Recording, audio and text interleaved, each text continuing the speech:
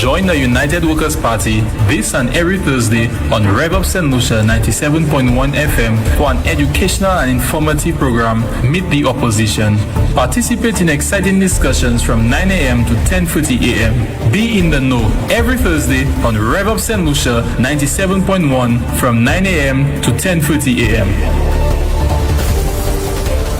Join the United Workers' Party this and every Thursday on Rev Up St. Lucia 97.1 FM for an educational and informative program, Meet the Opposition. Participate in exciting discussions from 9 a.m. to 10:30 a.m. Be in the know every Thursday on Rev Up St. Lucia 97.1 from 9 a.m. to 10:30 a.m. Speak up and take responsibility when they see something going wrong in this country, in their community, in their houses, in their jobs.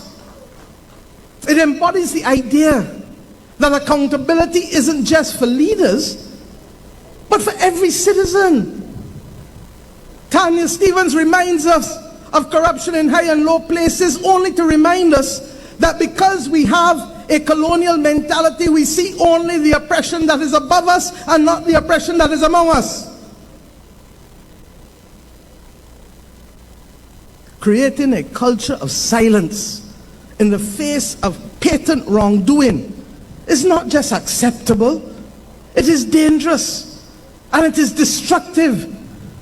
And speaking up respectfully and, more importantly, speaking truth becomes a civic duty of every citizen of this country and everyone who chooses to want to live among us, even though not a citizen.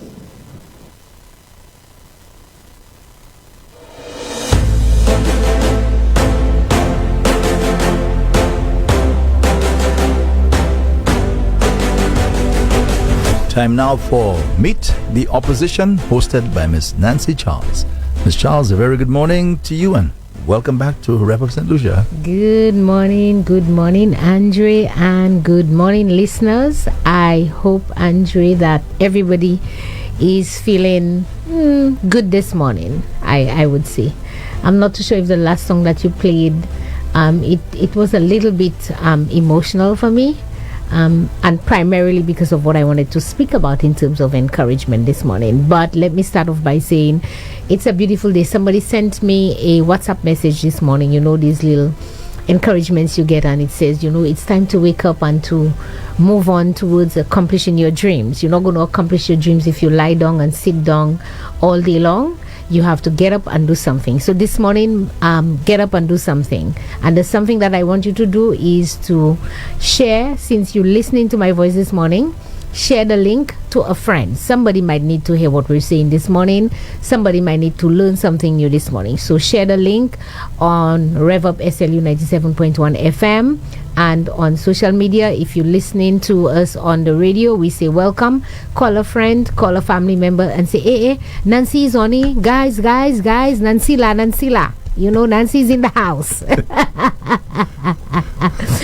So thank you so much again, St. Lucia, for giving us another opportunity to come into your houses and wherever it is, maybe in your vehicle. And Andrew, I can say to you, the reach of Meet the Opposition is far and wide. I have to send notice to my very good friend Timothy, who has this program, Newspin. And Timothy says that it is the most monitored talk show.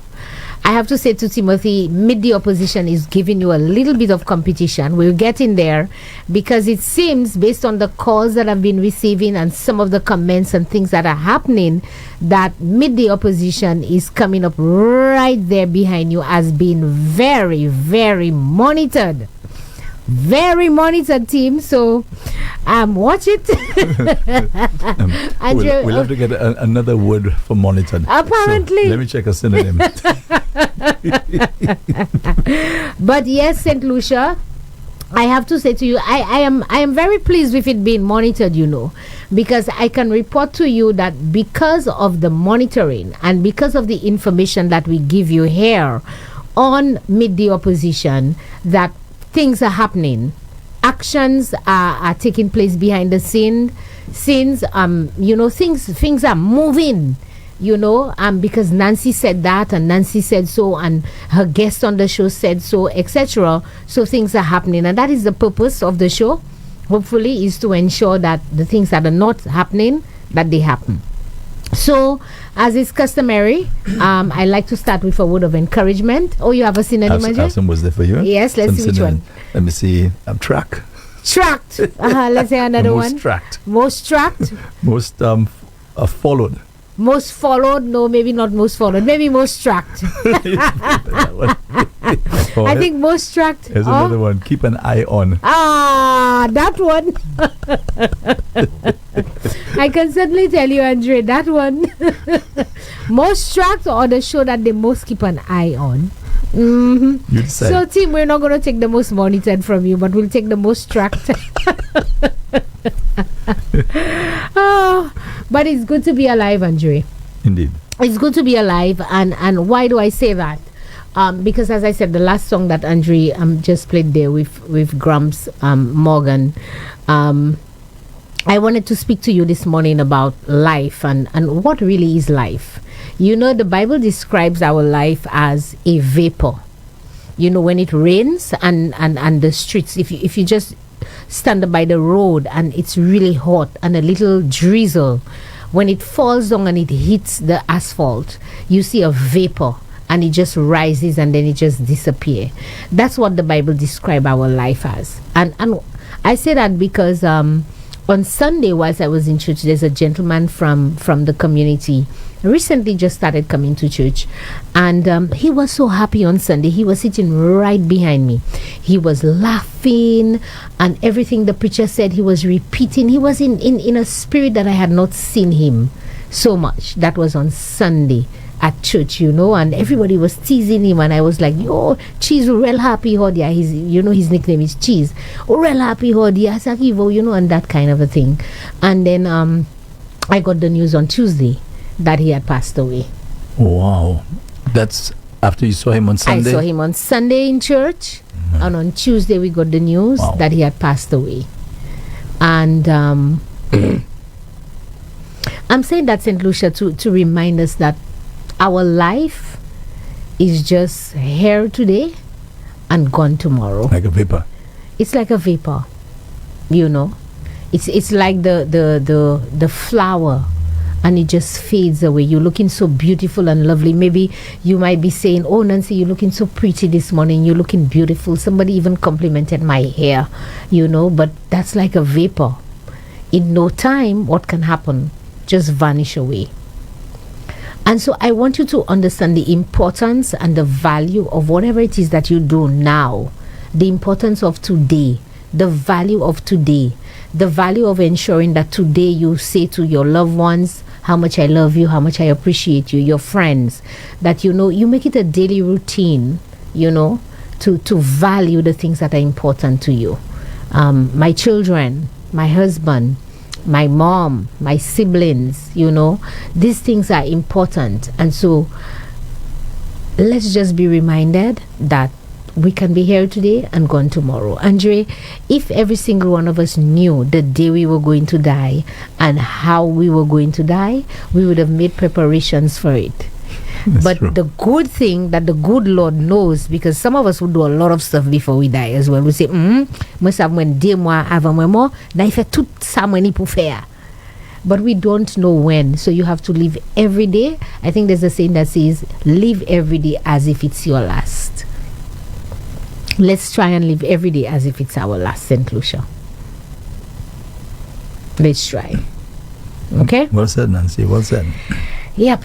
And Andre, going into the essence of what has happened over the last couple of days that I've been here is also sad news that yesterday there was this accident on the road.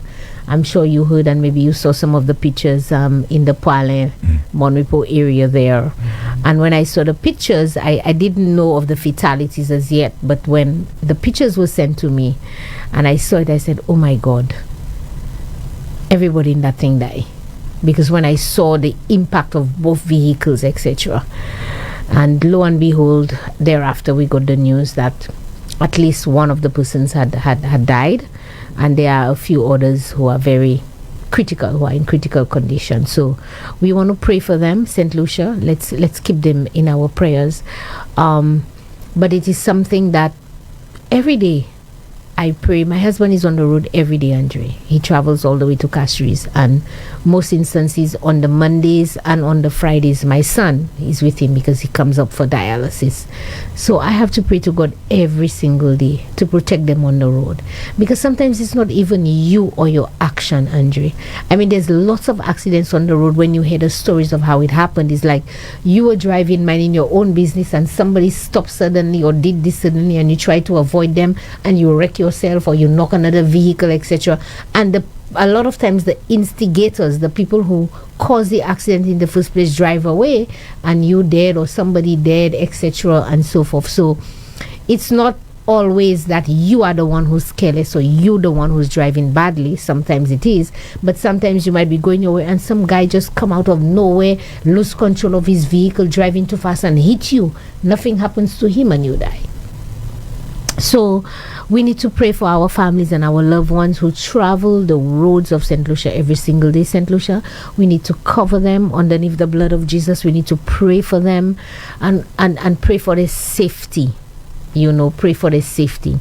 But equally important, we also need to pray for the families of these people, because once you're dead, Andre, you don't know anything again.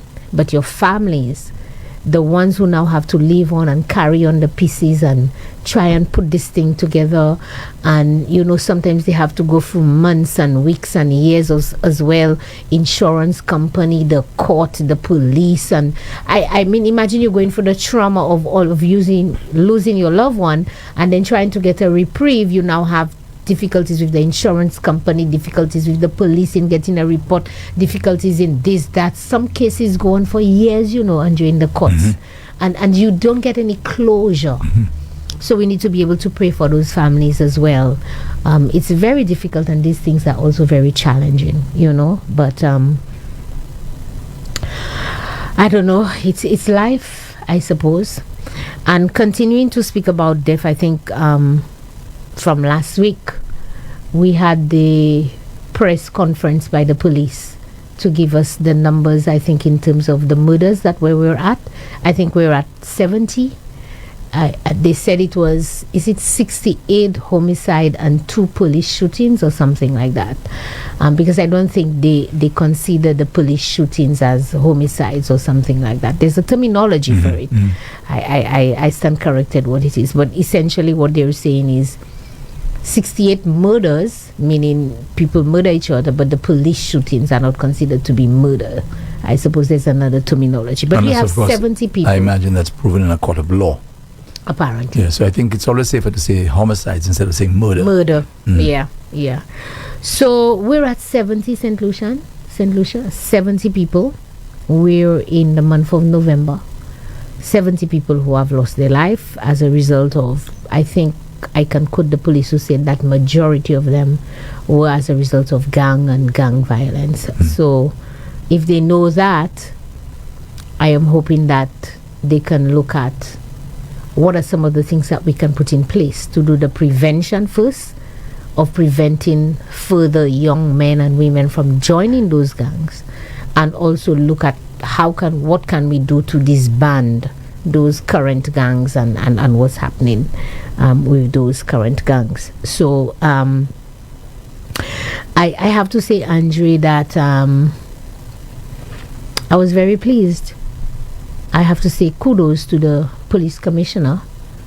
I think essentially he has more or less maybe kept his word over the last couple of months in terms of keeping the public abreast as to what's happening in terms of crime and crime fighting. I agree. We have to give him a clap for that. We did not, with Commissioner Pelius, I can't remember how many press conferences we had, if any. Maybe 1 or 2, I don't know. I mean, nothing to report. However, with this new commissioner, I can say we've had 2 or 3 so far of those press conferences where he has briefed the nation and kept us abreast as to what is happening with reference to crime and crime fighting. And especially speaking about some of the more pertinent issues yes, that he knows that the public want answers. So he's addressed those. Yes, I don't know if the answers that the public is looking for is being given, because sometimes when you listen, some of the terminology that they use and the phrases that they use, etc., it's a lot of words, but it says nothing. But at the end of the day, the point is he's not afraid to face the public and the media and to be asked the tough questions or the questions that need to be asked. And I think, if anything, the public should have an appreciation for that. Did you see anything from his comments as regards the investigations into the senior police officer? Yes, I am going to get to that. Because I didn't quite understand. I will be getting saying. into that. So you understood? Yes, I did. So I had to give him his kudos first, of course, before I give him his pluck. I have to give him his kudos before I give him his pluck. The old people say, Haïtien me di day blanc. Là, moun fon bay ki bon. Même si wek moun a pa dje bien, même si moun a pa jan, ki sa yé, ou pan pou pa di sa moun a fe ki bon. So, si fon bay ki bon, di sa y fe a bon. So, sa mwen vle di, Police Commissioner Vungad, merci, because travail la y ka fe pou asiwe dat ki i vini e ki di public la ki sa ki ka fet na police force la, ki sa yo ka fe, ki sa yo ka travay epi depuis tan i vini izani de ebe toi ma vle di se de ebe toi me i hani comme press conference i hamene tout ou ka we tout se gens mam police force la ki en high ranking na yo asid la epi yo la ka bali sipo epi yo ka we pon question à sous différents bails qui a fait un police force là un crime en cette lycée mais dit dat qui peut-être nous plaît et tout ça ils a dit nous ka une réponse pour toute question mais ça moi voulais dire merci puisque c'est yon se bail là été dit qu'il fait et puis commencer qu'a fait so continuez ça monsieur Vungad ça son bon bail au café. Just before you move on, can you repeat that phrase again about dye blanc? What is that phrase again? Haïtien me dit dye blanc. So even if you hate the dog, but because the dog has beautiful teeth, you have to say the good thing about it. It's essentially saying that even if you're an enemy with somebody or you're not friends with somebody, when they do something good, say that they do. Say the good things about them, not only the bad. I hope the politicians remember that. All of you. Not only the bad. There are some of them I'm trying to look for the good and I can't find you, Andre. But we'll go there a little later because I have a very interesting guest in studio today. So we'll go there a little later. But yes, I do want to say that with reference to the investigation into the senior police officer and the allegations made against him. Last week, I spoke a little bit about that and I used a term that I want to retract, Andre. I want to retract because I did say that the commissioner had terminated the independent investigator. And I wish to retract that because he did not terminate the independent investigator. And I want to be very clear in terms of the terminology that I use. And that is why, St. Lucia, I am going to say I'm retracting that statement, that he did not terminate the gentleman in question. I don't know if you remember, Andre, this row when Labour Party accused the United Workers' Party at the time of firing the step workers. You remember that? Yeah. And Alva and all of them were saying they fired the step workers. And we kept on saying that is that the time when Mr. Montoute made some statement? Yes, that's right. Okay. And Mr. Montoute, and we kept on saying we never fired any step workers, Andre. And terminology is what's important here. The step workers or the workers, nice workers at the time, they were under contract. And when we came into office, I think a month or a few months later, their contracts expired. And when the contracts expired, you had the option either to renew the contract and give them another contract or to hire new persons or other persons. And so in the case of these workers at the time, they were not terminated, they were not fired. The contracts ended or the contracts expired. The time frame for the contracts came to an end. and there were some of them that the ministry chose not to renew their contracts and to give contracts to other persons and other individuals. As to their rationale, whether it is good or not, I'm not going to get into that. That's not within my remit. I was not involved. I don't know. You understand? But I just wanted to get the terminology correct. So in the case of the commissioner and the independent investigator, he did not terminate the investigator. But let me tell you what happened, St. Lucia. Okay? So let me explain. And I want you to follow it very carefully because, Andre, I'll tell you something. Alan Chasney's theme song is Actions Speaks Louder Than Words. Now in St. Lucia, what we think we can do is, and it's something that the Prime Minister does very, very well. He says to you, a minister of his government will do something, and we will accuse them of doing something wrong, and he says, show me where I did it, show me where I said it. But he did not say it, but a member of his government said it, a minister of government said it, and he did not denounce it, but he will tell you he did not say it. So let's say in the case of Dr. Rosh Clarke, for example, when Richard Frederick called her a Zelev Flabo, he said to you, well, I didn't say that, it's not me, you cannot show me where I said that she is that, etc. But that's not the essence of the thing. So in St. Lucia, we have a lot of people in high places that say to you, well, I did not do that. So I didn't terminate the contract of this person. I didn't fire this person. But the actions that you took led towards this person not being employed.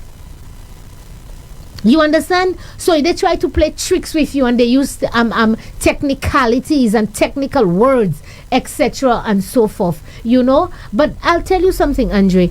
I can certainly tell you that based on the information and even based on what the commissioner said at the press conference, you can see that within the high ranking and within somewhere up there within the police force, that there is an attempt to try to make this matter go away and not go through the due process.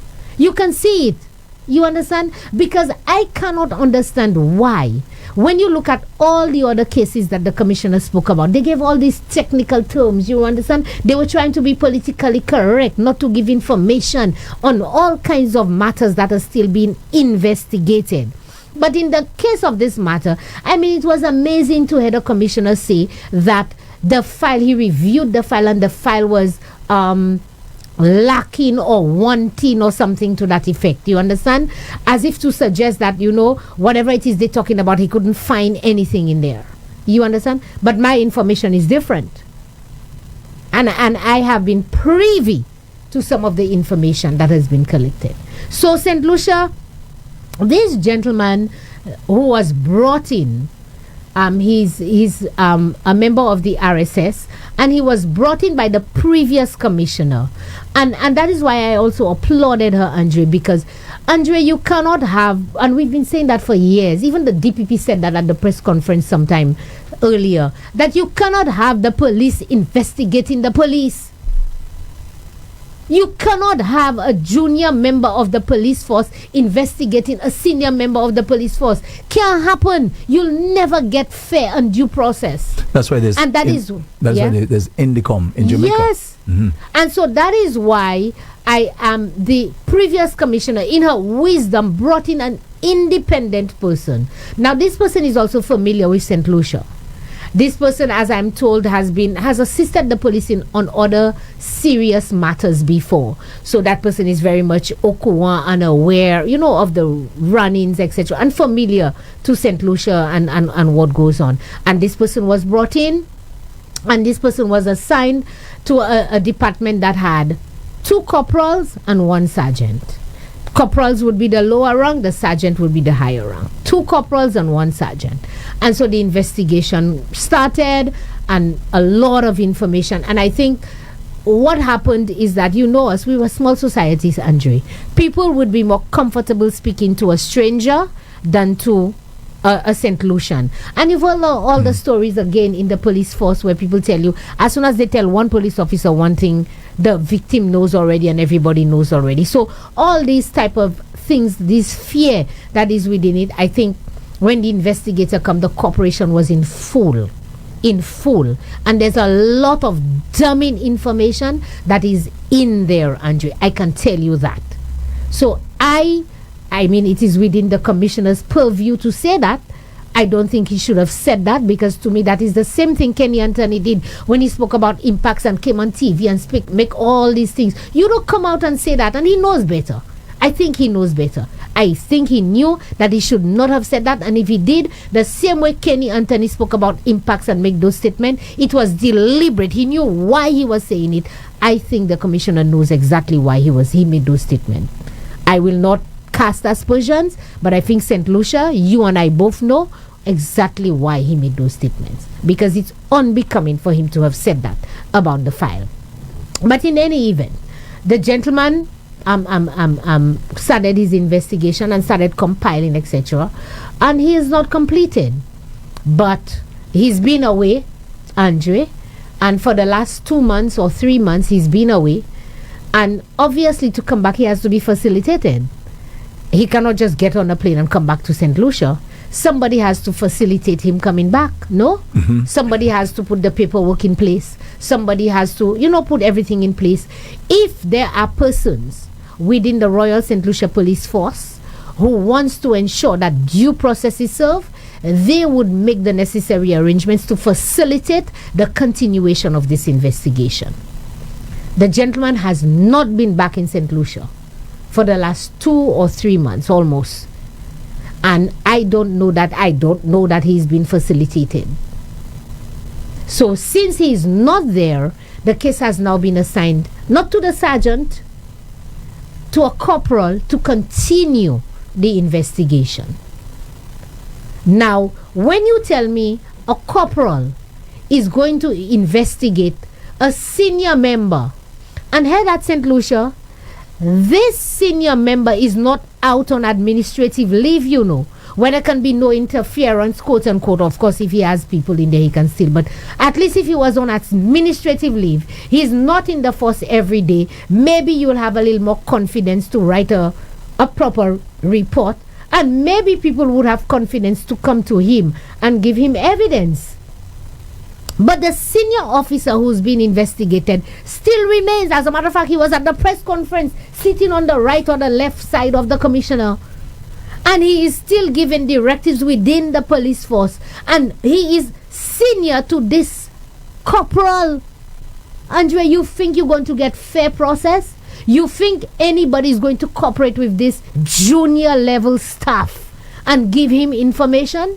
So all of a sudden, Andre, people are forgetting. All of a sudden. So the file has been produced and stuff. Whoever has access to the file now, all of a sudden, over the last 2 months, things at a standstill, Andre. Professionals who were supposed to give reports and stuff like that can't find it anymore. Sounds familiar to you, Andre? Doesn't that sound familiar to you all, St. Lucia? People who would have spoken about cases and things, and all of a sudden files disappear, reports not there, who say they can't remember anymore, all this so the normal rigmarole is happening. And so when we speak about action speaks louder than words, Andre, even though that the gentleman has not been terminated, the fact that the gentleman is not back here, it's over 2 months he's not back here to continue the investigation, and you have a junior member of staff who's continuing that investigation, it says a lot. It says a lot. It says to every single St. Lucian that I don't think that there is a desire to see that this thing goes through properly and goes through due process.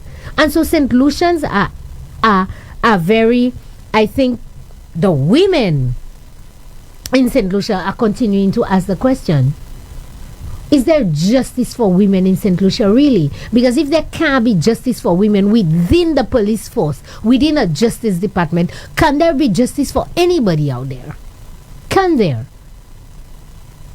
And so, sir, I know you have spoken about how you want to ensure that there is a return of confidence of people in the Royal St. Lucia Police Force. You want to boost the morale of the police officers. All these type of actions or inactions within the ranking and file of the Royal St. Lucia Police Force is not doing anything to boost the morale of these people. Your officers are demoralized. They are talking, both men and women. They are not happy with what is happening. And so I am asking you, you have started on a trajectory where you're trying to do some good. Do it at all levels. Do it at all levels. You understand? Do it at all levels. Because I can certainly say St. Lucia has not forgotten a lot of things. And I was duly reminded about ORC and who the persons were. I mean, Andre, there was a lot of rumors, but when ORC, Operation Restore Confidence, happened, there were lots of rumors that there were persons within the ranking of the St. Lucia Police Force who went on what they call in it in St. Lucia Palang, suse. They went on sus to the Labour Party and bring words as to what happened and who was involved, who was this. And that's how the Labour Party got all this information and went to the US, and then you now had impacts on all that drama, you know. Some of the police officers have not forgotten who those quote-unquote success were. Some of these people who were intent and hell-bent on damaging the Royal St. Lucia Police Force for their own personal purposes. And today they want to be the ones to say, we will fix it and we'll make everything better. St. Lucians know you know. People talking. There's too much happening in this country. Andre, that level of lawlessness, if we want to see a reduction in crime and a reduction in lawlessness, we have to start at the highest level, and we must start at the level of the Royal St. Lucia Police Force, the people who are charged with the responsibility of ensuring that there is law and order in this country. But I mean, it's a little too much that people think that there is no law and order. Okay. So I judging from what you're saying, I didn't misunderstand them. I just got the impression that he was saying there's nothing really, no real evidence in there to move forward with. And I wonder why. And I wonder why. So let's look at the contradiction. Remember, there was in the case of, is it Regional Jean, that the DPP had said that there was sufficient evidence, and I stand corrected, but to me the DPP said in a press conference there was sufficient evidence to move forward with the case and to charge the officers involved, etc., etc. Did I hear correctly that the commissioner said at the press conference that in his opinion there's not sufficient evidence, and so that the case is completed or finished or dead on, it's not going to go any further? Is that not correct? In the case of Reginald John? Yeah. Well, I didn't hear that. But that's I think that's what, and I stand corrected, St. Lucia, but to me at the press conference that was happened. The impression given at the press conference, and again I say I stand corrected if I misunderstood, but the DPP said that there was sufficient information, and my callers will tell me as well because they write in, you know, there was sufficient evidence to proceed with charging the persons involved with what he said, involuntary manslaughter or whatever. He used the terminology. That's what the DPP said. But then now at the press conference we're learning that as far as they're concerned, there's not sufficient information or evidence to go on or to continue the investigation or something like that. So that came during the news conference? Yeah, man. I didn't hear that. Yes, Andre. Yes. Look, somebody said to me, I am right. Yes, I am right. Yes. So again, the DPP is the one, Andre, and I think at the press conference, the DPP had it was very clear. And I need to get to my guest, but the DPP is the one who will determine. The police put the file together, they put all the information, all the evidence, they bring it to the DPP's office. The DPP is the one who looks at it and determine and say, boy, I don't think you have enough information there, I can't use that, yes, I can use that, so try and get me some more information so we can build the case. I don't think it's the police who says whether there is sufficient or not sufficient information.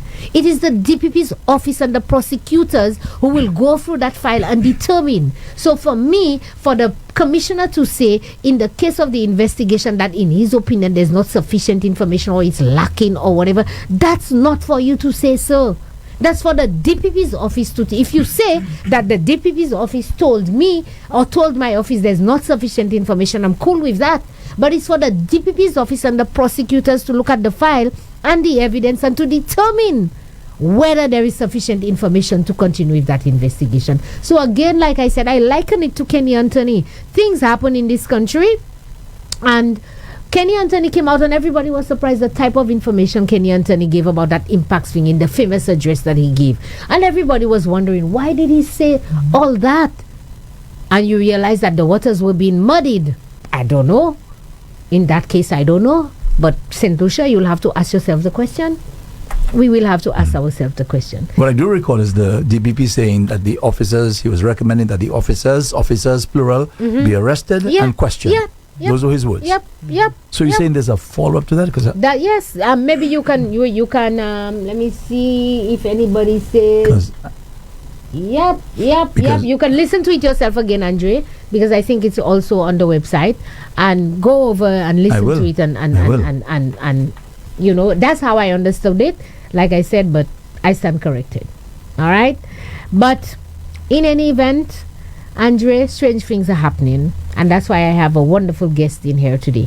Yesterday, I did not get to listen to Newspin the entire show. I was a little bit engaged, but by the time I started listening, I heard Timothy say that he has a strange call on the show, and he said that this person has not called my show in over 6 or 7 or how many years.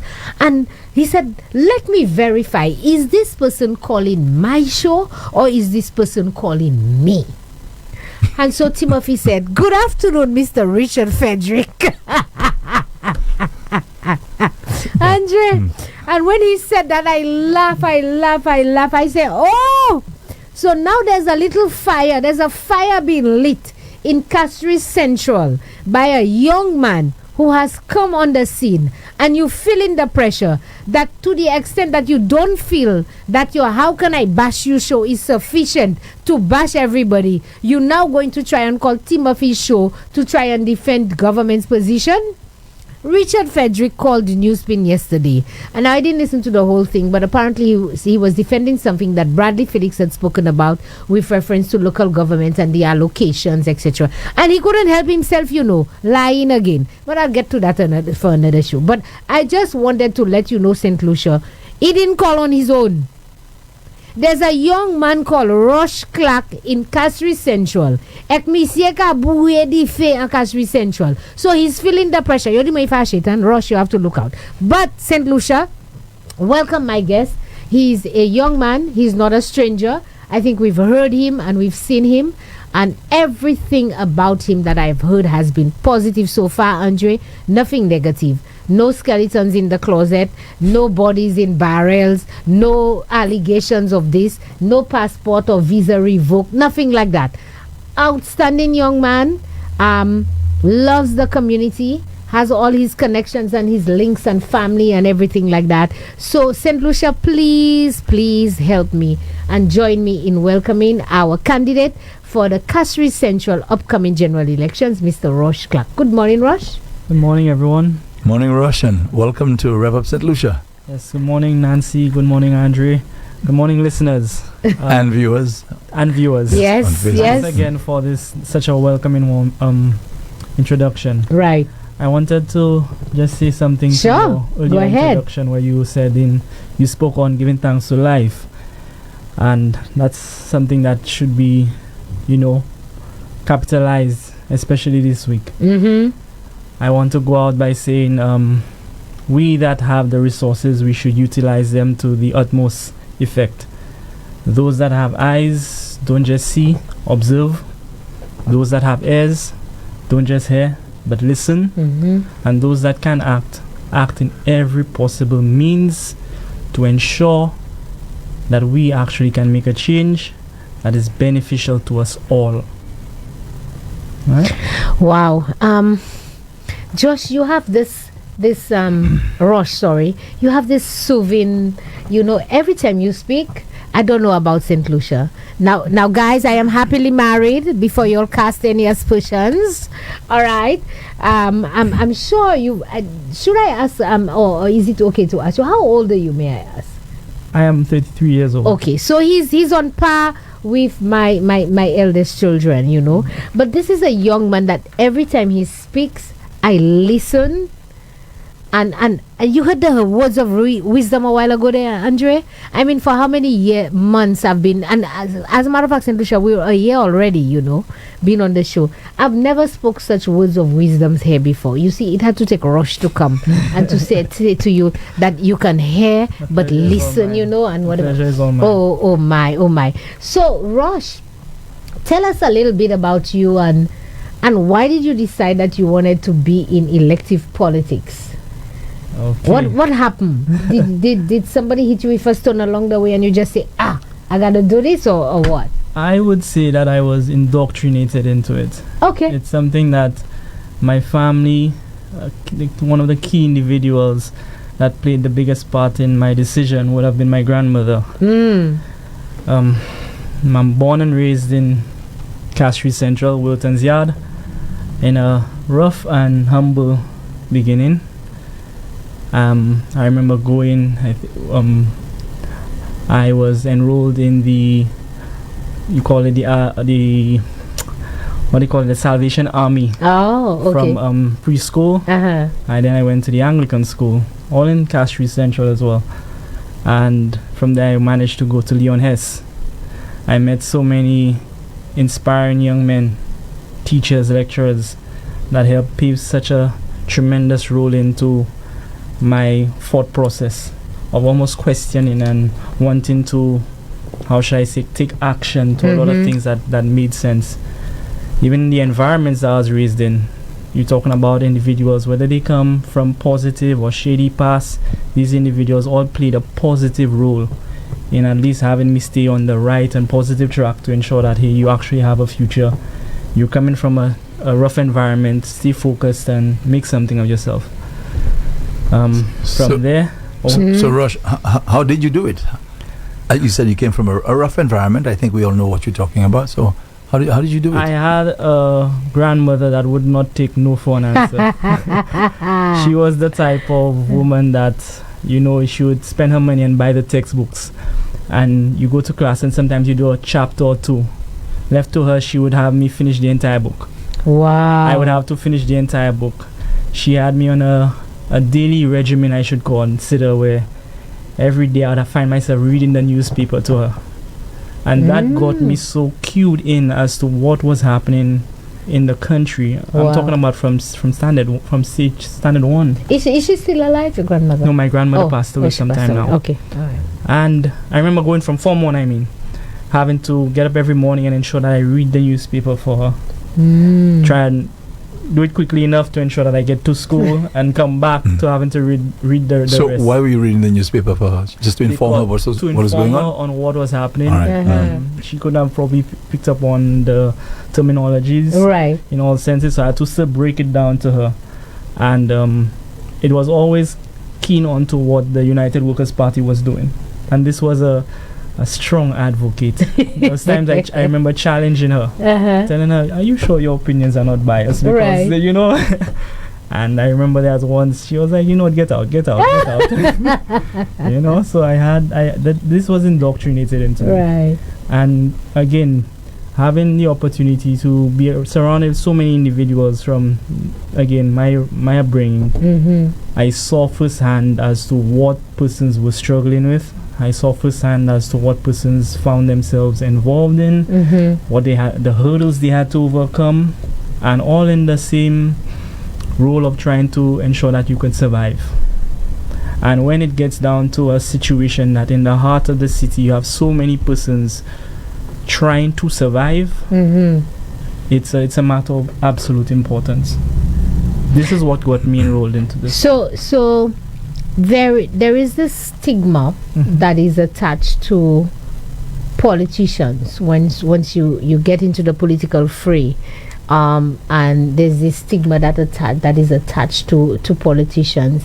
What were your thoughts initially as a young man, that this stigma would also be attached to you now becoming a politician and getting yourself involved in politics? It's this thing that everybody wants things to change, but you remember the story about the cat and the mouse and who's going to bail the cat when the mouse held a meeting. That's right. And the cat was troubling everybody in the house and it was preventing them from eating. So they had this big meeting and they said, you know what? the answer to the question is we need to put a bell around the neck of the cat, so when the cats start coming, we'll hear the bell ring and we'll be able to get away in time. And then some little mouse stood up and said, well, who's going to bell the cat? So people want change, and they tell you that's not good. But as soon as they hear somebody say, okay, I am going to put my name up for public office to be able to make those changes, then they're like, oh boy, you don't want to go in that, you don't want to do that. And we're thinking, well, how is the change going to happen if decent people like yourself don't get involved? So what were your thoughts about that when you on that example? I say it's high time we ring that bell, it's high time we ring that bell. Here, not in Dominica. We ring this bell. Okay. Don't give us any illustrations of you ringing it. Ring it here. Right. Stepping into this, I would be quite frank by saying I received mixed opinions at first. Okay. Not on the question of whether or not they would support, not on the question of whether or not persons were excited and thrilled and actually saw that, hey, wow, I can see you doing this. But was on the question of whether or not persons would be identifying you to the current representative. A lot of persons were, how should I say, quite fearful because of the stigma. I received so many warnings of ensuring that you take heed. Wow. Within the heart of the city, so many persons, and this happens because I think I was on ground this weekend as well, and I met this old lady, and when she found out, she heard of me. The second I walked into her home, she held on to my hand. I think she told me the words, take heed, take caution, precious. Take your time, my boy. Because it's not an easy endeavor. But if we do not stand for the right thing and we do not put a stop to what has been the stigma, when is it going to happen? Yeah, agreed. When is it actually going to happen? A lot of persons right now in the city, I should use for example, and a lot of persons island-wide are fearful. And the fear has been something that has almost been beaten on them. You have persons going through being victimized, persons being fired from their jobs based on your political alignment. When so much is done to ensure that we are blind to seeing what it is that they're doing, and we choose to be deaf as to not hearing what they're saying, it only leads to the continuation of what is already happening. And that level of continuation is only going to get worse, going to get worse. What we've been seeing right now is prime ministers and ministers acting on just impulse, persons disregarding, persons, like you said earlier, deciding that they're not a doctor. What does the health situation have to do with them? When we're at this stage of concern for what matters to us as a people, there is no hope.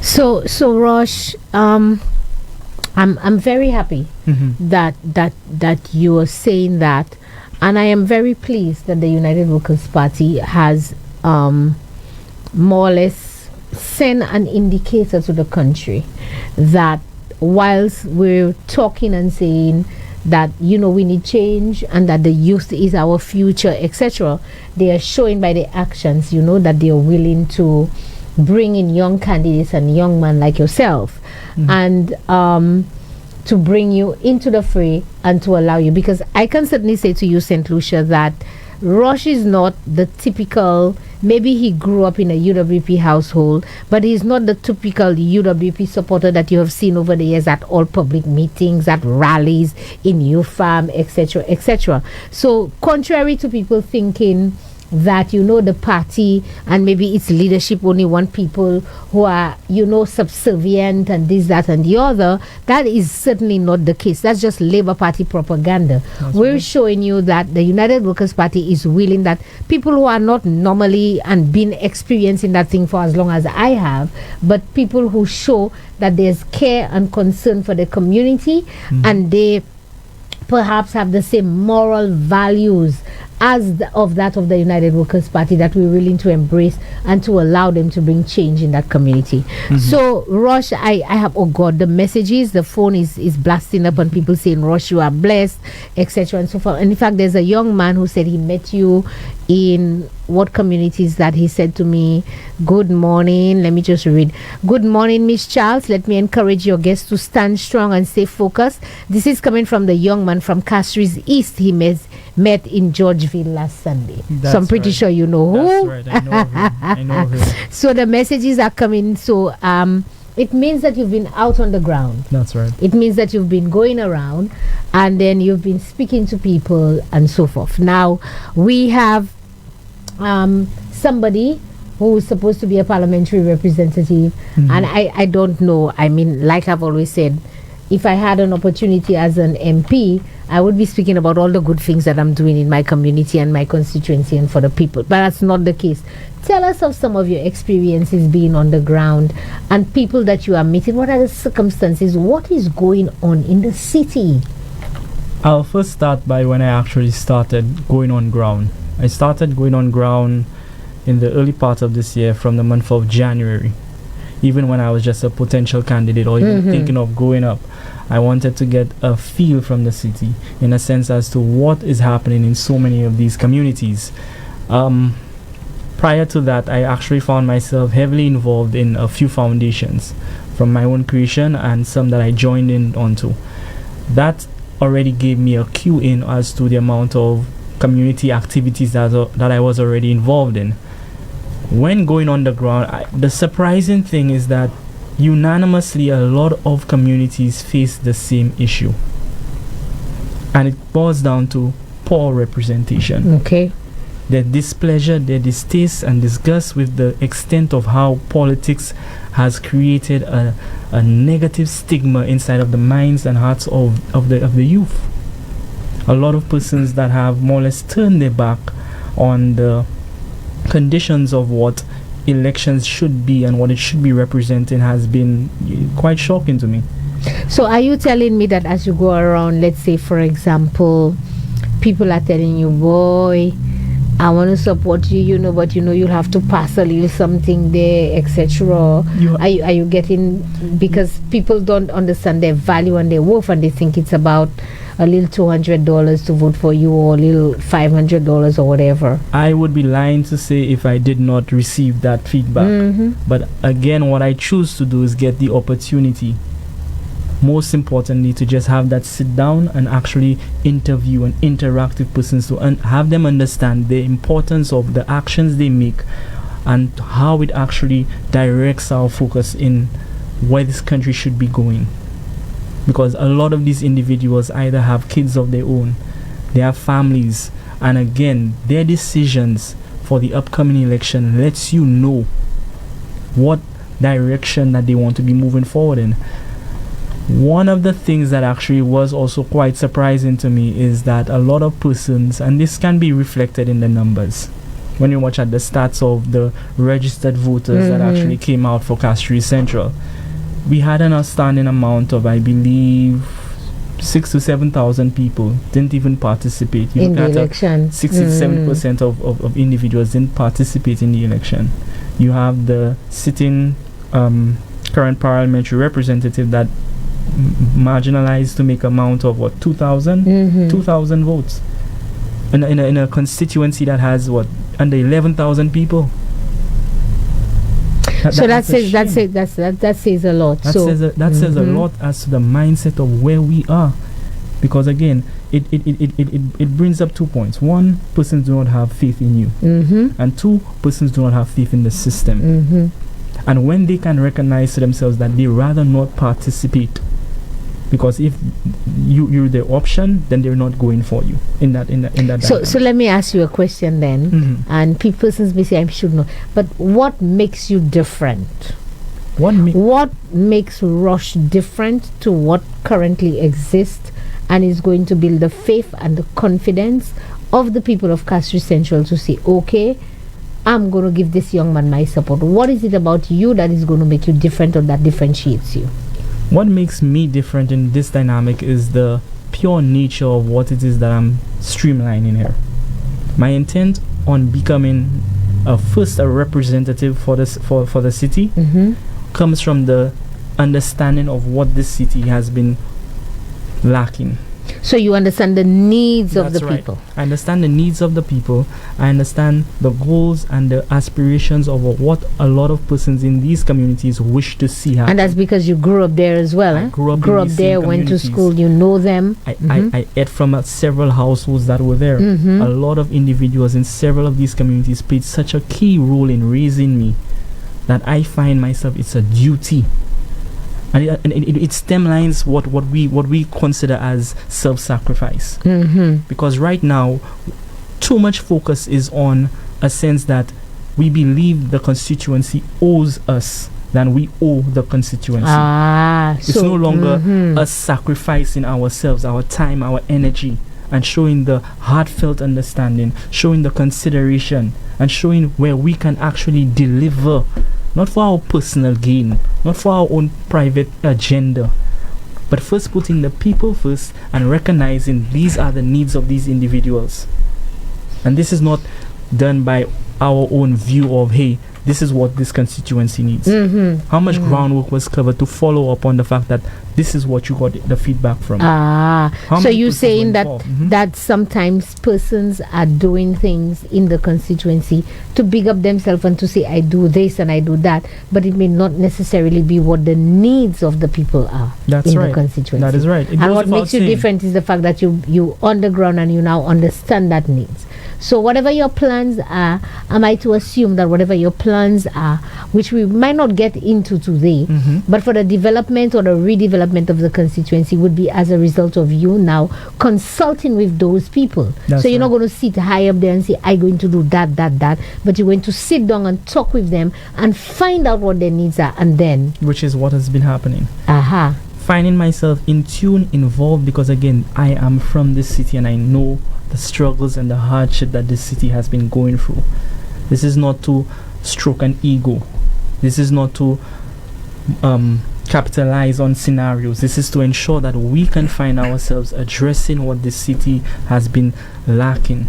The consideration that has been paid keenly to the individuals that rest within our community. Okay, so let's talk about some issues now that the United Workers' Party has been speaking about. So we have launched what we call an orange protest.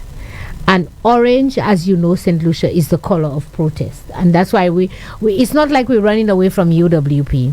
UWP color is yellow.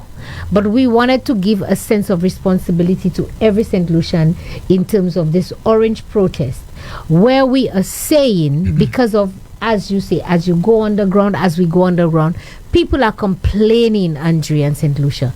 The cost of living is too high. The cost of food, groceries in the supermarket, everything has gone up, and people can't survive, and people are not working. There's high unemployment, whilst the government tells you that the rate of unemployment is at that level. That is because they have now manipulated the figures. And we've said that over and over again. It's not that people are physically not working. It's because they've changed the figures. And if you have not been employed by a particular time, they will remove you on the list as being unemployed and say that you're not looking for work, so that it automatically makes the numbers go down. But on the ground, Rosh, I'm sure you would tell us, as you go on the ground, you can see it. Cost of living is too high. We have issues in healthcare. People dying at OKEU. You had this protest some time ago, and you're going to tell us a little bit more about it in terms of healthcare. People cannot access healthcare. They can't get medication. The elderly people prefer to stay home and die instead of going to the hospital, and so forth. And then you have crime as well that is continuing to increase. I said earlier on, based on the press conference, 70 deaths so far this year. That's right. Tell us, why is it that you have agreed with that orange protest? And you can look at it in each individual based on your experience, what's going on in your constituency, high cost of living, health care, crime. Why are you agreeing and you've joined that orange protest with the United Workers' Party and with St. Lucia to say that to the government you need to fix it? I joined on this entire orange protest because first and foremost, it actually identifies a unanimous problem. It addresses a problem that happens with our nation. It doesn't stereotypically identify for the United Workers' Party. It doesn't go towards the Labour Party. It's one that, hey, this is the circumstance at be, and we need to be addressing it. Let's take a look at, for instance, the crime situation you indicated a lot earlier. You believe it's about 70. I even believe, Andre, that the homicide rate as of last year was about 70. So we're neck and neck. We're almost neck and neck. That has shown absolutely no growth. No progress, but yet still we had a match for progress, right? And this level of crime has become practically a norm within our society right now. And what bothers me is the lack of attention that is actually implemented towards addressing these concerns.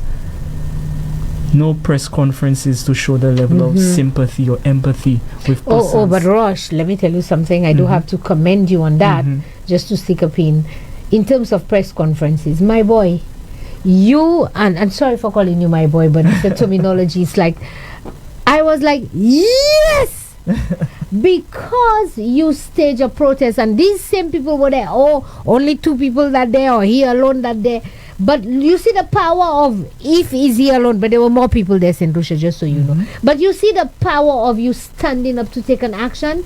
I have to commend you and tell you gotta take a bow, because for over a year that health center had been closed. That's right. People have been dying at OKEU, and because you and your people decided, and thank you so much to Chico as well and the team for joining, you guys stood there and brought that attention. Do you know, Andre, within a day or two? That's right. The permanent secretary in the Ministry of Health came out and read a press statement as to why the center was closed, what course of action, etc. You did that, you know.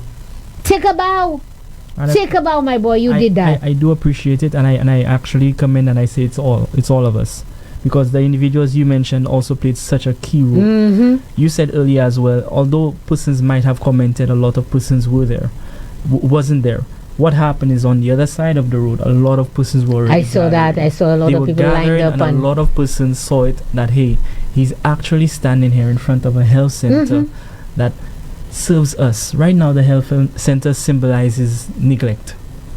This health center has been there from eons. This health center was the first place I received my first cast from a broken arm. Wow. This health center served the elderly, and looking at families, the elderly, the disabled, the amount of individuals that cannot, and it's a hassle for them to be going to these distant hospitals or alternative health centers to source that level of basic needs and basic medical care. This health center is so finely located right as a around neighboring communities. Yeah. Have they started the repairs on it? No. Is there work ongoing right now? To my knowledge, and last time we actually looked at it, no.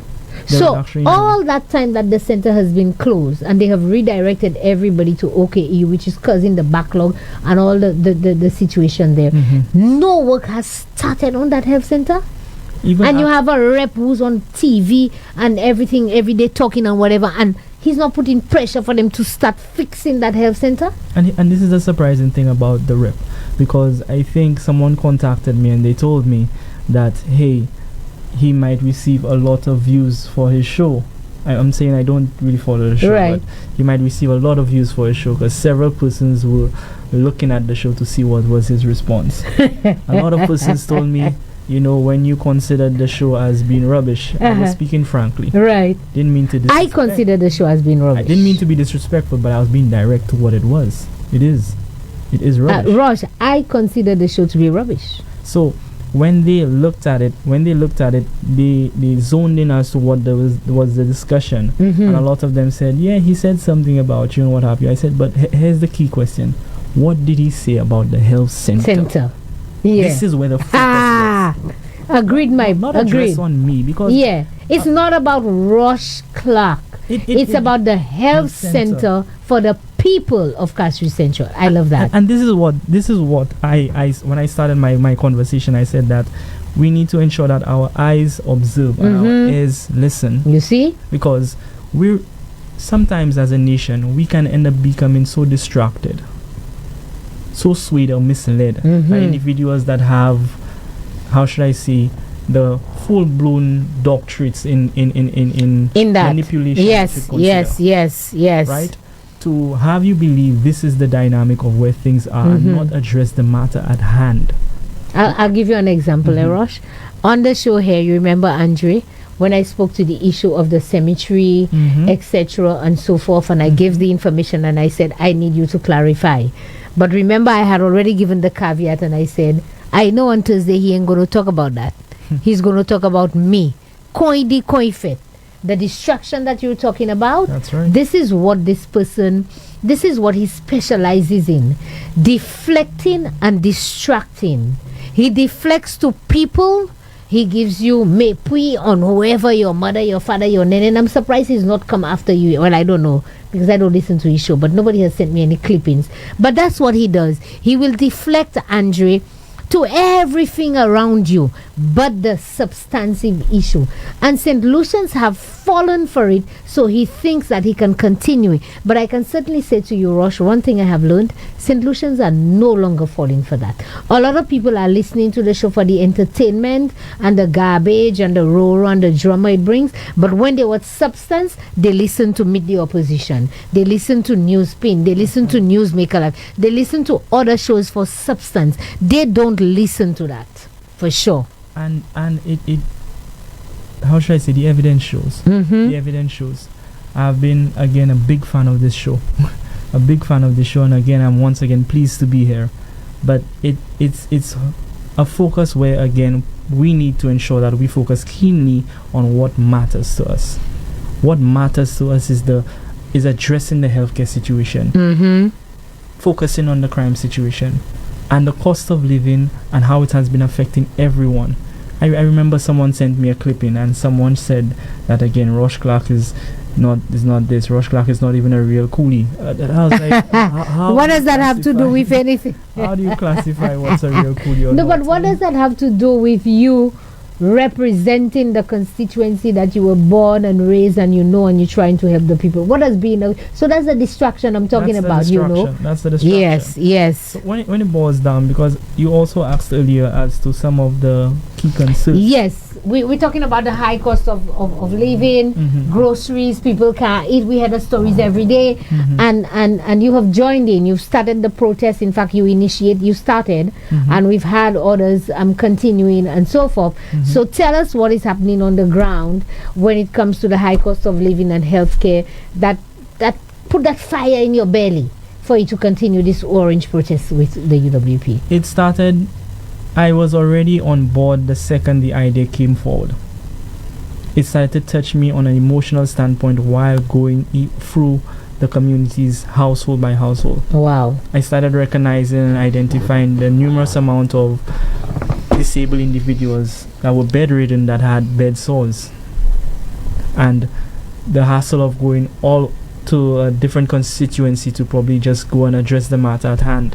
I started recognizing the amount of young individuals that was just chilling on the block, that again don't have the correct level of guidance, and again recognizing that these individuals are then stigmatized and recognize that they're troublemakers, that they're not finding themselves involved in this. There is a key focus on how an environment actually affects a lot of individuals. Now, when again not enough focus is geared to focusing on the matter at hand, the circumstances that persons have to face on a day-to-day basis, it almost directs the outcome of what you expect. You place someone in a cage, most times persons act like an animal. The circumstances that we're faced with, and knowing that you have the high cost of living, it's only going to get worse and worse for a lot of individuals. Let's talk at the situation pertaining to the high cost of living. It is horrible in the city. So share with us some of the things that people are telling you, because I know you might not want to name names, but at least give us what a lot of persons have been facing is that we've encountered a good bit of individuals that have their small businesses, their tuck shops, their small the small grocery stores, what have you. These individuals are at the stage of practically closing down business. Wow. They're not able to expand, neither are they able to be keeping up to excelling the goods at a suitable enough price for persons to buy them, because it's high in the supermarket. It's not going to be cheaper. So when they buy it wholesale, you're saying when they buy the goods wholesale, based on the price, and they put the little markup on it, that's right. They're not able to sell it at a price that they can make money to keep the little shop going. That's right. And a lot of them, based on price control, what have you, they're fixed. Right. So they have to sell it. So a lot of goods like rice flour, the things maybe that sell the most, rice flour, sugar, is price control. Tuna fish is price control. That's I think cereals, oats and things like that is price control. Bread is price control. That's right. So you imagine it's fixed on that. If it's 5 cents, it's 5 cents and whatever. What we've been getting throughout the community is that persons right now have been cutting and stretching. Oh my. Choosing to sacrifice a bill payment here, sacrifice getting set back on a loan payment here, just for them to now cater for the groceries for this upcoming week. I met this young lady again. I said it earlier I believe it was at a live that we had. And this young lady, again, she has about 3 kids. Their father passed away, so it's her, and she's juggling between 2 jobs. Oh wow! And that is a tough task on its own. She has to find herself rotating the amount of individuals or the kids as to when they go to school. Sometimes the Friday, we'll just be leaving the Friday off. So you actually have her children that, again, their schedule, it fluctuates. Are they primary school, secondary school? Well, she has one that's going to primary. She has 2 that's going to secondary and 1 that's going to primary school. And they fluctuate. They fluctuate. And that's the extent of how it's been affecting the youth, the extent of how it's been affecting the elderly. It's not better for them. A lot of them, where they used to receive substantial helps from either their family members or persons in the community, that's no longer an option. Yeah, because everybody is now struggling. So if I had a little extra to give to that person right now, I'm struggling, so I'm not even able to give the neighbor who was probably dependent on me. So that kind of creates a That's right. And that's the dynamic of what we've been seeing. And we as a people, I must commend us on one thing. We as a people, we're resilient. We have that strength to endure, and we always find a way to maneuver through the hardships. But it gets to a point where when you have the opportunity to put a stop to where this actually continues to get harder and tougher and tougher, we need to take action. So I mean, Rosh, I can't seem to understand why we've been talking about this for a while now, and the Prime Minister, who's the Minister of Finance and the Minister of National Security, cannot seem to understand. Let's look at the issue with these people with these little grocery stores, for example, cannot seem to understand that globally the price of goods have increased. So when you import it, the price has gone up. That's right. And that you, as the Minister of Finance, at the point of entry, based on the taxes that you would collect, and so forth, and in addition to now putting a 2.5% levy on those goods. And St. Lucia, I want you to remember that this is a compounded tax, Andrea. I don't know if you remember when I did the calculation for you that when the goods land, so the let's say the pasta or whatever it is when it lands, or the sausage, for example, when it lands, the price of the sausage would be the cost, the CIF value of that. Then they add from that CIF, they add the freight and everything is added. Then they calculate the duties on that, and based on that duty, then they calculate the VAT. So you're paying VAT on all that already. And then when they come with that whole amount, then they calculate the 2.5% levy. So you're paying 2.5% on duty, on VAT, on everything. That's why it's compounded. So it brings up, and you mean to tell me the government cannot see that, let's remove that levy. Let's find another source of income to, quote unquote, as you say, finance health and security, which we know it's not been financed, because the budget showed us that even if you said you were going to collect that money, you didn't add more money to the budget. So I don't know how you can spend money that is not budgeted.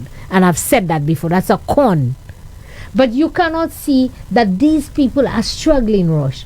People can't buy cooking gas. price of cooking gas. So this mother that you're talking about, if she now has to struggle between paying a bill, paying a mortgage and so forth, to make sure she has to buy cooking gas. If she doesn't have a car rush and she has to go to work, and you say she has 2 jobs, do you understand that the price of the bus fare, if she was paying $1.25, it's now $2.50 or whatever, has gone up. So everything has gone up on this single mother, and that's why you think in 2024 that a mother should be rationing who goes to school and who does not go to school. And that is unacceptable. Yeah, man. This is the stage that we're at, and seeing how bad this has become. I think, was it last week you had Mr. Sanders, Herod here? Yes. He said something, and he said that he believes that, quote me if I'm wrong, correct me if I'm wrong, he indicated that he believes that the Prime Minister is probably too ashamed to say that they were wrong. What they did was wrong. That they failed in this. I could jump on the ego bandwagon here, because I'm seeing it might be a prideful thing. Yeah. Because at this stage, I'm looking even past the opposition, bringing to you logic. Right? Bringing to you, hey, following this, and this is something that Alan Shastin has said many times over. You implement this is going to cause the rates of everything to go up, and things are going to get only harder in this country. You've been told, this information has been brought to you, and we're taking the option of continuing this. It has to be a segment of ego to not make it look like, hey, we're submitting to the feedback that the United Workers' Party has brought about, and this, we'll just do it this way. It's an entire segment of trying to maintain the victory, hold what is in place. But you can't, Rosh, I don't understand. I mean, I'm not going to sell strategy to the Labour Party, but I don't understand how you intend to protect the victory when these same people who you want to vote for you are the ones who are suffering.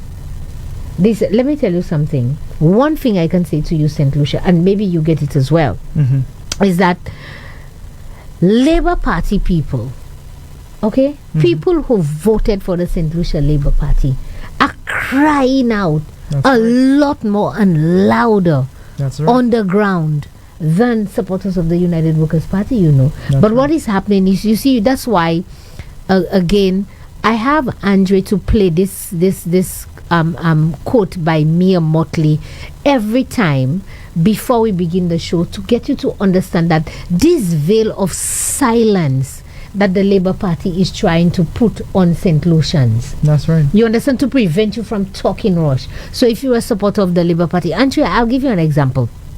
Somebody called me sometime during the week, and there's a particular employee within a statutory corporation, just so you know, not working directly for the government department, and this particular employee posted something on social media, and in that post the employee posted about the road condition in the employees community and said that it's time to fix it and so forth. Now this person is a known person, all right? Andre, can you believe that I was told during this week that the bosses of that statutory corporation pulled up the employee and had the employee to take down the post on social media, because they say that people are tagging whomever and senior members, whether it be Mr. King or Prime Minister, etc., and so forth, and that person is not supposed to do that. That person is not a St. Lucian, Andre. And so that's the problem we're facing. Not to go ahead. Interrupt, but that's the problem we're facing when so much is done towards victimizing individuals. It's like right now your voice is being silenced. Your voice is being silenced, and you're supposed to be acting dumb to everything that is so people happening. Want to agree with you, but because they're afraid Bad Wolf is going to come down and find out that you're supporting Rosh. So let me if they have a little job cleaning the laundry, they'll not have that anymore. That is right. So let me be clear by saying this one.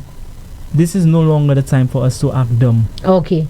And whichever big bad politician want to be prime minister, we're not fearing none. Right. We're not fearing none. We're standing up. We as a nation need to be focusing keenly on what matters to us. And what matters to us is addressing the issues at hand, addressing the standard of living, addressing the situation pertaining to this levy that needs to be removed at this point, addressing the circumstances pertaining to crime, because right now it's in competition with last year's record. So this is going to be a new record. Can you imagine? It's like we're competing. That's where the competition is. The competition is to see if we can pass last year's St. record. Lucia. But let me tell you something, Rosh. I think the government has, and like you said, the ego thing. They say it's a male thing and not a female thing. I don't know, but it's about that. But tell us now a little bit more about the healthcare situation now that you came out and you brought up the issue, maybe just to remind St. Lucia, because it remains, it has not gone away. The fact that you're not picketing there every day does not mean that the issue has gone away. So tell us a little bit more about that and why you decided to take that stand again.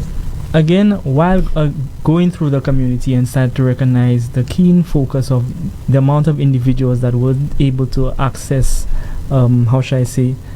that had problems with the ease of access pertaining to healthcare, especially in the surrounding neighborhoods, a few blocks away, what have you.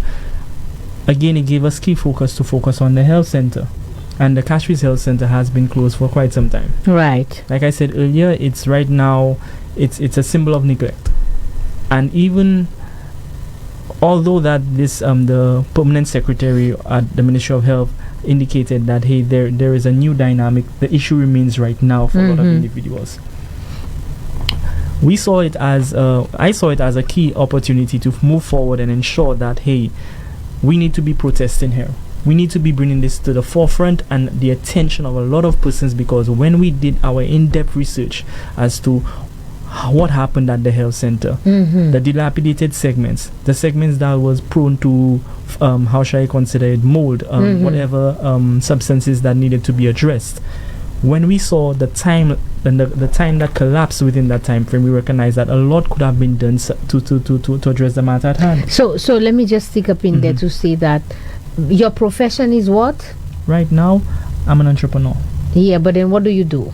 Right now, I undertake as a project manager, and being an entrepreneur, I have right now a registered company that I work with architects, engineers, and quantity surveyors. Now, I wanted to say that because against the backdrop and to get St. Lucia to understand when you say you've done these assessments, etc., that right. You are more than qualified. That's right. You know, you are more than qualified in making those type of assessments because of the type of work that you do.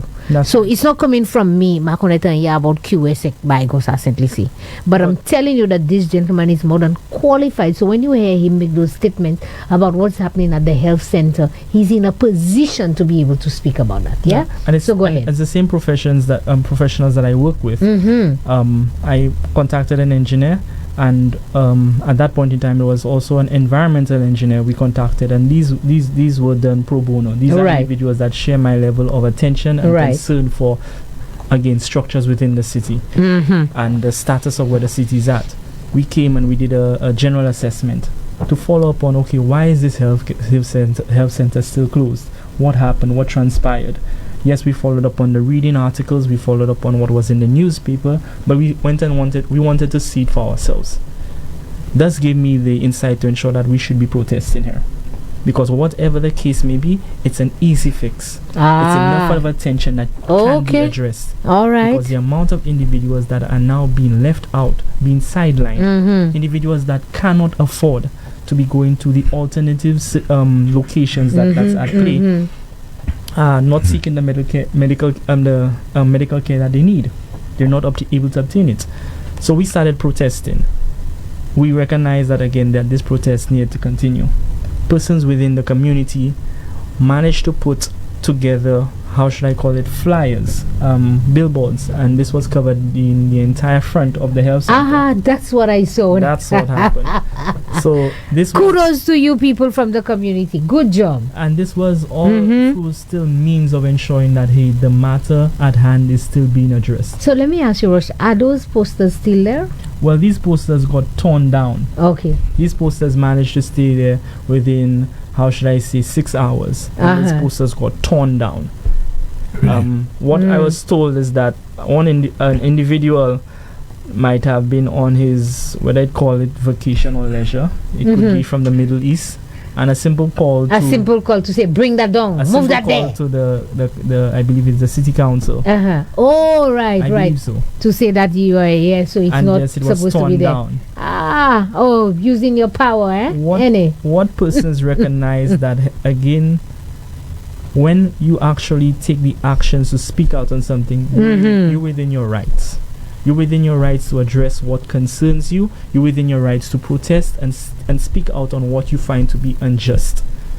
But when you can use your power to just tear it down and demolish it, that's act of Rosh. When you can use your power to pull up people. So, St. Lucia, I want you to understand. I mean, why sometimes, it may seem that you're not seeing certain people complaining and coming out in public, but let me tell you something, and I want the cameras to look at me to see that they are complaining and they are talking.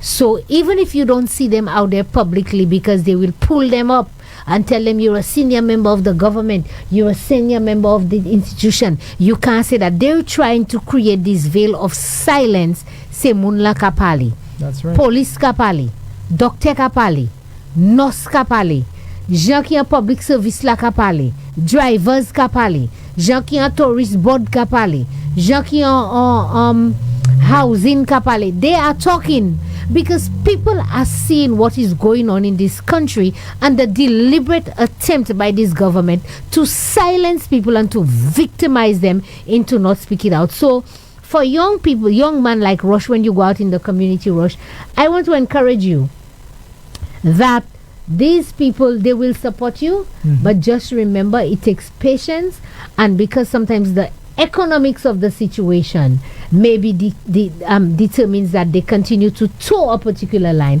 But I can tell you their heart is not there. Let's talk about the final matter because we need to open the lines. Sure. Let's talk about crime now and unemployment in the city, as I understand it, that they're trying to make it seem that everything is okay. But tell us about your experience as you go around, the young men and the lack of jobs, the lack of opportunities, and this gang and life that seems to be what's pulling them, because that's the only option they have. That's right. Tell us about that. I would start by highlighting this word dictatorship. It's a strong word, but the actions of what has been happening, it speaks clearly as to what has been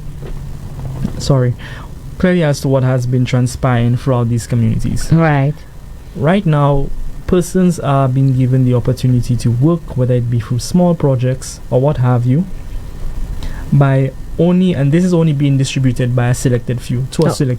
Oh, wow. And this still is aligned to your political engagement. So if you're voting for me, you ain't getting no job. If you're not even, I guess, a strong supporter of me, you're not getting no job. Oh, okay. That's how bad it is. Wow. Persons have brought it to me, and this is something that we've been hearing community after community.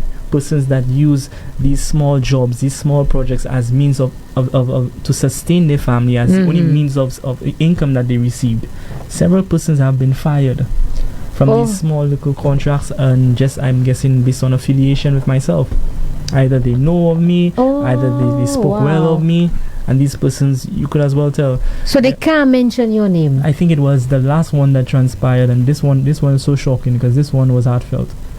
It was the back to school program. There was a program that was already in act of several individuals that were on a roster, right, to ensure that they and their kids or what have you would be addressed, to provide any type of financial support, any type of support towards the education of books or supplies that the kids need. These individuals came back with a whole bunch of bogus stories. This time we had to hand select the individuals that we wanted to give this, or there was no funding for that and what have you. But again, when you can look at the line of persons that were removed from the list, it still follows a political agenda. Wow. When everything is structured in that manner, you literally have to question what has been said, because that much I can remember him, the parliamentary representative, saying that his focus is not on the 43%. we dug into that, and I followed up on who is the 43%. Is the 43%ers? They label people who support the United Workers' Party. They've labeled them as, the 43%. They've labeled people who support the United Workers' Party as house slaves. They've labeled them as that. But these are the same people who speak to, they don't victimize, etc. and so forth. But on the ground, St. Lucia, you know better. All of you know better. Again, action speaks louder than words. So they will say one thing with their mouths, but when you go on the ground, it's a different story. That's right. And you're not the only one with those type of stories. I can tell you stories from my area, my community as well. And imagine this is a community, quote unquote, that is allegedly supposed to be strong labor, but yet still that level of victimization is even deeper there than I would assume in Castries Central. In Castries Central is actually still quite as bad. It is quite as bad because here you have representation that actually shows that the other side doesn't matter to them. And this is where the line in the sand has been drawn. And this should not be present. This should not be. We're all human beings. We're all representatives. We're all individuals from this community. The second we start creating that level of segregation, you want to speak about crime. Crime again stands from a segment of gang violence. Right. Still stands from a segment of segregation. I'm not from your area. So when we look at it, we can almost look at the extent of how politicians play as gang violence itself. Because it's the same action. Yes, it's the same action. And you're not from my club. You're not from my team. You're not from my party. And what you have in these impoverished environments and these small communities is that they take it even further, because for them it's almost sad to say dog eat dog world. In their dynamic, in their thinking, it might be a sense that, hey, I cannot allow you to come in this area and get this or obtain any advantages here because it belongs to us. And that's the mentality, and that's the harsh the harsh truth as to what has been happening.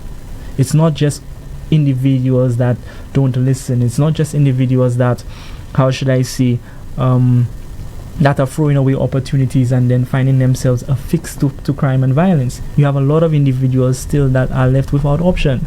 A lot of individuals that are, again, in survival mode. And when we as representatives, when we as politicians, and when we as leaders can create that level of segregation, what examples are we setting to anybody? All that's happening is the same thing on a smaller scale. I want to even address for a second about the same 43%ers, because that when I looked into it, I found it so alarming. That when you can indicate that the 43%ers, whether or not persons are in agreement with you, brother man, you represent the city. That's right. You represent the city. You're the representative for exactly everybody. That should be the mentality, hands down. Agreed. And that is going to be, I think I've heard you said that so many times, that St. Lucia, we will continue to hold him accountable when he wins the seat and he becomes the MP. Rosh, we will be there to remind you, you are the parliamentary representative now for the entire Castries Central. Hands down, and you understand? And that's what it's supposed to be. That's what it's supposed to be. So we're going to get ready to open the lines. Sure. But before we open the lines, I just want to ask you a final question. Sure, no problem.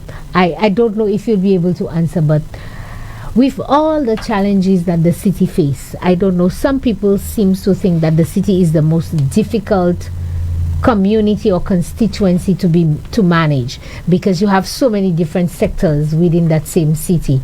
What makes you think that Rosh Clarke has what it takes to at least start fixing? I don't think you'll be able to fix everything in the city, but what makes you think that you have the wherewithal? What is it about Rosh Clarke that is going to make those changes that is required in the city?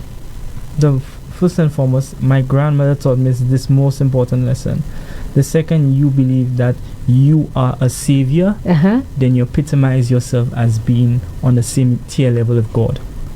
And she used that to me every time. Show Being humble allows you to understand that it's unity. So Rosh Clarke has a mentality of working with several groups of individuals, working with as a unit. We can see. So it's not possible. You, but it's the entire set of individuals that not only support, the entire set of individuals that will take the chance, the entire set of individuals that want the change, the entire set of individuals that will recognize to themselves that, hey, what has been going on is not right. What has been going on has been bringing us nowhere. What has been going on has been a continuation of that level of segregation, that level of victimization, and that level of that stigma that has happened in the city.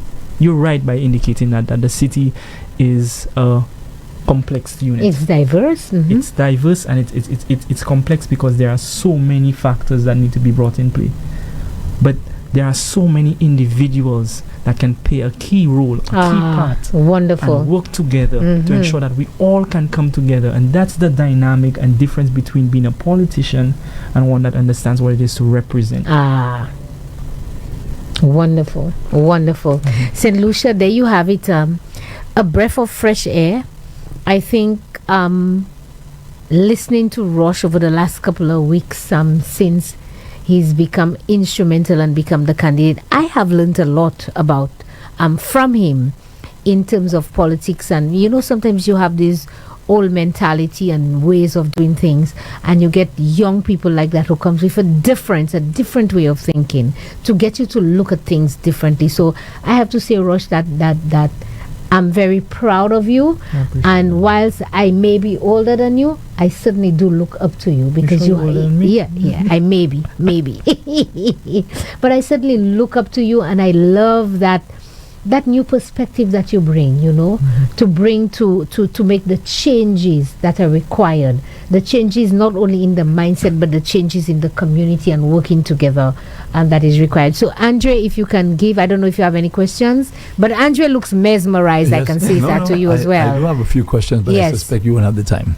But I do have some questions. All right, no problem. So Andre will give the numbers so that we can open the lines. And I can say to you that I have one or two messages that I do want to read to Rosh that people are sending me. So, Andre, go ahead and give the numbers. Sure. And whilst we wait, I'm going to give you one or two messages. Okay, our fixed line is 572-9710, 572-9710. That's the fixed line. Or you can call the WhatsApp platform at 287-0971. WhatsApp is 287-0971. And, what should I say, Rosh? You already have a call? Yes, before we take the call, Rosh, somebody said, Nancy, I am listening to Rosh and getting chills down my body. Wow, this young man is enlightening us in what's happening like no other candidate. God's blessing be poured upon him. So that's for you, Rosh. Good morning, caller. Let's put our headphones. Morning. Good morning. Thank you for calling with the opposition. Good morning, Nancy. Good morning, Rosh. And good morning, Brother Paul. Morning to you, my brother. Morning, sir. Mr. Rosh, I listen to you, boy. You make my day today. Wow. I appreciate that, sir. I am calling from the South Constituency. And I give you a listening ear, man. I had to go to some places I deliberately don't forget about it. Nice, wonderful. A brilliant 42-year-old that is so articulate. And you could ask, so he's the MP, and he will be an MP. But let me just give you a little word, my brother, a little word of encouragement. You said you visiting the constituency and you meeting people. That is great, my brother. You spell out your programs, you talk to people. You will find those that are more senior will give you good encouragement, and that is a brilliant thing. The idea of maybe visiting some part of the place and the others, you're not having time to go. That is a no-no. And especially in this election, this is one of the most serious elections. And I wish that the very same program could have done to other constituencies that have been so traditionally labeled, like Beaufort North and Labrie and Beaufort South. And we're hoping by God's grace those seats will come back home one day. And not just one day. This time, we will put all our emphasis to see that we get the correct candidate and get those seats back home. Now, let me just quickly, because I know time is against us. Visiting the constituency, my brother, that is great. I know today you're on the program because you want to outline, you want the people, the young people and the nation at large, even person in the diaspora to know your intention and what you are doing in the constituency. But the idea of you being on radio every day and believe you can send a message, to me, I believe visiting the constituency is the best thing to do. People will see you in person and question you. I know some person who believe they want to be on radio station and not even visiting the constituency and believe that can send a message out. I believe that is, especially with this time around, we need to change the status quo. Visiting the people, talk to the people, see and have an exchange with the people, but don't use radio station to give you popularity. That doesn't work anymore. And if any candidate believes that they can use that to win election, they are making a big, big mistake. It has not worked, and it will not work. My brother, have a blessed day. God with you. I support you 100%. I behind you as a young 32-year-old. And God willing, tanto, you will get it right. Thank you very much, my brother. Have a blessed day. You as well. You as well, sir. Okay, thank you very much, caller. I have a question from somebody sent to us from Andre, and he says, why has the opposition leader not felt it fitting to have a meeting with party soldiers who criticized him after the elections, etc., etc.? And she went on to mention names. Let me say to the caller, I think Spider was on the show some time back, and for your information, caller, we have put together a committee, and that is led by Spider Montooth, and some of the names that you have mentioned there, in terms of reaching out to them, Spider has had some preliminary discussions with some of them in terms of finding out what their major issues are, what some of their concerns are, etc., with a view to bringing them back to the party. So these persons are not being ignored. In the case there's one of those persons, I personally have had some discussions with him as well, in the spirit of bringing back unity to the party. What I do want to say to you, that some persons are hell-bent that if Alan is the leader of the party, they want nothing to do with it because they don't support Alan, and that's their prerogative. We understand that and we don't disrespect that. But these same people who say that to me, when I call them and I say we're doing a particular activity, we want your help, we need your assistance, they will still give assistance. So I just want to say that there's persons who have a difference of opinion, and the leadership of the party, not only Alan but all of us, believe that everybody needs to have a right to their opinion. But I also want you to appreciate that some of these people are not willing to work with what currently exists, and we can't force them to do what they do not want to do. Just to answer your question, we have another call. Yes, we do. Good morning, caller. Thank you for calling with the opposition. And good morning, Nancy and the young man Rosh. Good morning. Can you speak a little louder, caller, and maybe directly to the phone? I am saying that I do not know Rosh. Right. But he sounds very sincere. Mm-hmm. And that is very, very, appreciative. He sounds very forthcoming. Mm-hmm. But I only hope that if he does, as I wish that he would, Mm-hmm. become, a parliamentary rep. That, when he is in the actual position, that he will not be spoiled, by the other opposition, by the other members, of the party, So I am wishing him well. And basically I'm saying to you, young man, do not make any promises, just do the groundwork, and the people who have confidence in you, will place you there by God's grace, because basically God says that He is the one that rules in the kingdom of men, So be careful with yourself, and I wish you well. And Nancy, continue to be Gibraltar's rock. And if you remember being Gibraltar, you would probably remember that thing. God bless you, Andre. Thank you. Thank you so much, caller. Have a happy day. You as well, sir. Thank you. Thank you. Yeah. Rosh, somebody said Rosh is an inspiration to every young person in St. Lucia. Somebody said, Rosh, I'm overwhelmed with your contribution this morning. Keep up the good work. I mean, Rosh, you have a broad perspective of the specific needs of our people. You have a holistic view of the improvement opportunities that should be embraced for advanced development. Your mindset is refreshing. These are some of the comments under the live that people are saying and sending out. Do you have another call? Not as yet. Okay, but Yes. So, Andre, you said you had maybe one or two questions. Yes, so yes. Let's give you one. Yeah, you spoke a lot about the issue of victimization and so on. I think you were very, very strong on that. So let me ask you, how will you be able to maneuver this issue of victimization when, as Nancy was saying a while ago, there are those in the party who probably have their old ways of thinking and doing the way that they normally operate? How now will you be able to maneuver yourself around those? Do you think you'd be spoiled? No, was spoiled. Do you think your influence, right, would be such that you can get them to change their minds? Because this is a question that's come up many, many times on this show. Because you have one side saying they're victimizing, the other side saying the same thing. So it's a big issue for you. I hear that. I feel you. So how do you intend to manage that? You mind if I take a little? Sure. Okay. From what I have noticed is that we especially for instance in the city, we have a diverse set of individuals. Persons are, strong supporters of one party, strong supporters of another, and there's still a large margin of individuals that are not affixed to one, but they're looking at the individual. I've always known it to be that there is room for every stone on this wall. I remember Mr. Montoot also claiming in my house has many mansions. Yes, that's what Sir John used to say. One of the things that we need to most likely understand or most likely keep in mind is that even when persons do not initially agree or have a strong opinion on a factor, it doesn't constitute them to be, how should I say, rejected. It doesn't constitute them to be separated. What needs to happen is a clear dynamic as to how we structure our way going about everything that's happening here.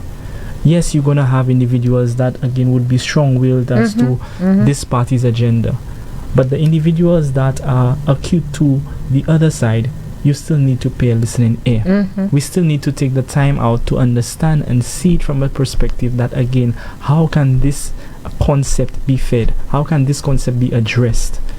Addressing a lot of issues is something that's a tough task, but hearing out each situations to come and find a compound solution, a solution that at least works mainly to the goal or the objective, and at least take into consideration a lot of what else is being put out there, gives us a better understanding of what people have as their matter of concerns.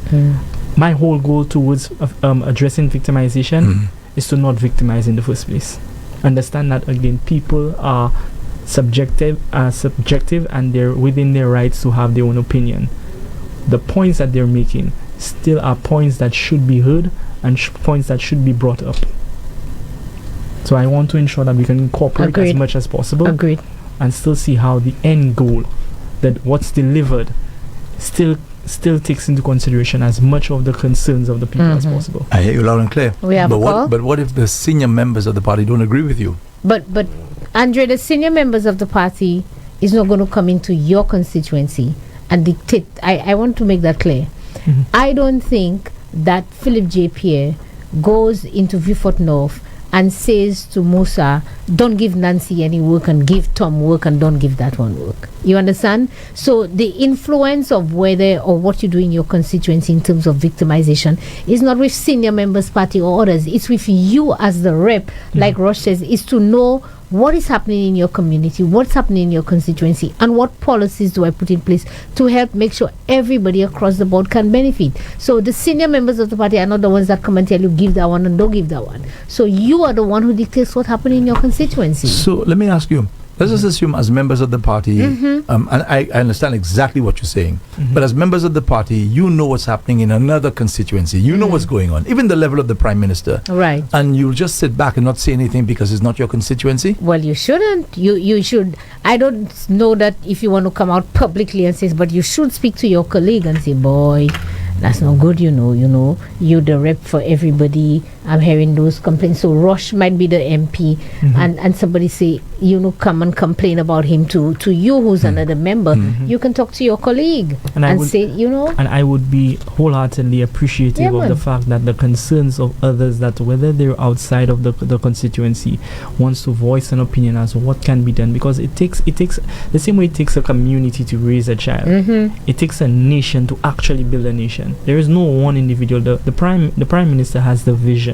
For instance, in Alan Shasta, he has the vision, he has the inspiration, he has the mindset, but it still takes the entire party to rally up. There are persons that would oppose if a dynamic, but again, it takes us all, and him especially, to marginalize and then put it all together to see again this is the best plan of action. You said a while ago about poor representation. That's right. How do you describe that? Victimization is a key note towards poor representation. Persons being in a sense where to be ruled under the term of dictatorship is poor representation, especially in a democratic country like ours. Too much has been done to move the concept of people's understanding as to their own rights. I've had persons indicate to me, let's look at, for instance, the last process that I did. Persons clearly indicated to me, well, Rosh, I cannot come there and find myself saying anything. I said, well, who said that? Next thing this happens, or they put me behind bars. I'm saying it clearly indicated to me that persons are unaware of their own democratic rights. And it's that lack of knowledge to knowing this. I don't blame individuals. I blame what has been done to help encourage that. I blame the fact that, again, without focusing on educating us as your constituency, without focusing on providing and helping and showing that you're there for everybody, but only the marginal few. Because what has been happening, I even got feedback again from the other side. You'll have the Labour Party members that, again, still experience it.